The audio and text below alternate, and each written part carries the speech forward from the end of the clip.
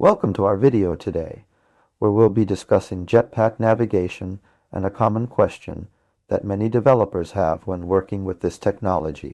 The question is defining an argument on a graph still required if not using the Safe Args plugin?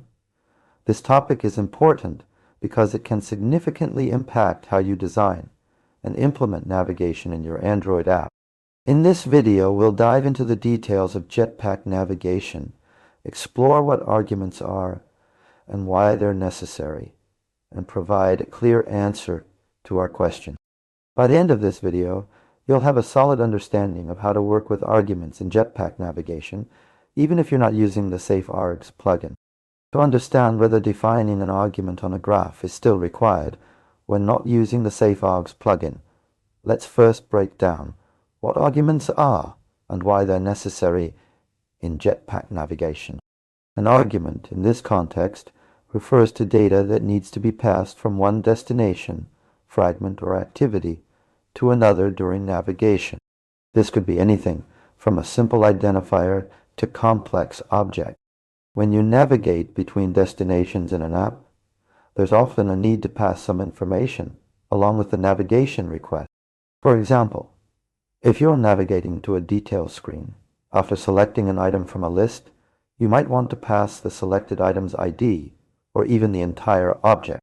This is where arguments come into play. Now, let's talk about Safe Args. The Safe Args plugin is a part of Jetpack navigation that helps generate simple object and primitive argument classes for you based on your navigation graph. It ensures type safety when passing arguments between destinations. However, its use is optional.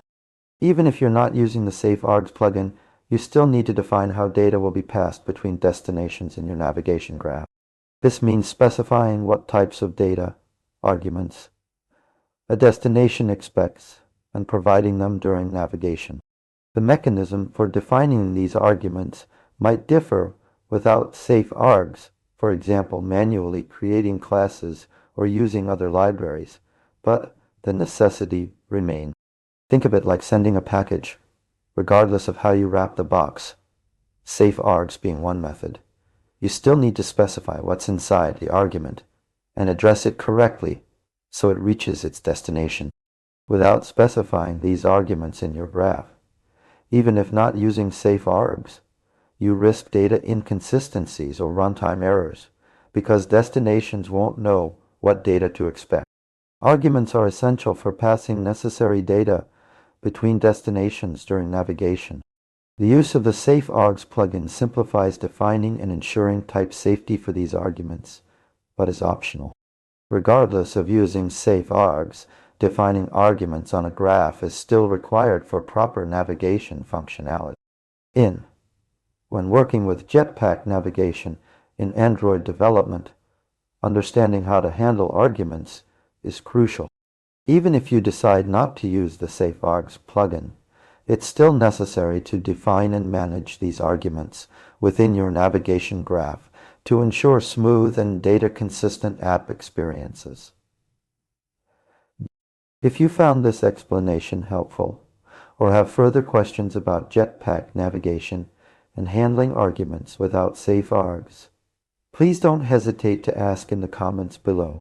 Don't forget to like this video if you found it informative, and subscribe for more detailed explanations on Android development and other tech topics.